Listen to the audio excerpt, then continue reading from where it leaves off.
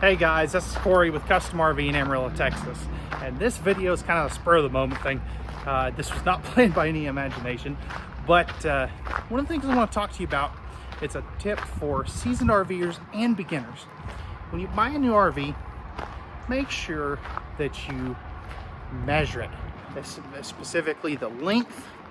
You want to make sure, and even more importantly, measure the height, because if you don't know how tall your RV is exactly with any modifications that you may have added, or sometimes the brochures are not 100% correct, you may run into some issues with low bridges and things. And what I always recommend is put a sticky note on the dash, whether it's a motorhome or on the dash of your pickup, that says exactly how long you are and how tall you are.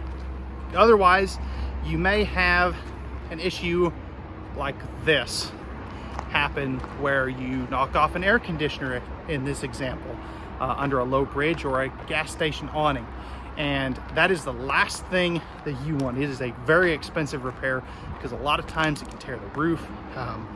But I just want to make this very quick video as I'm walking out here to one of our trailers, and to let you know again, make sure you know how long you are and make sure you know how tall you are. So if you like these quick tips and tricks, hit that like button to let us know. Leave a comment with any issues that you may have had with length or width.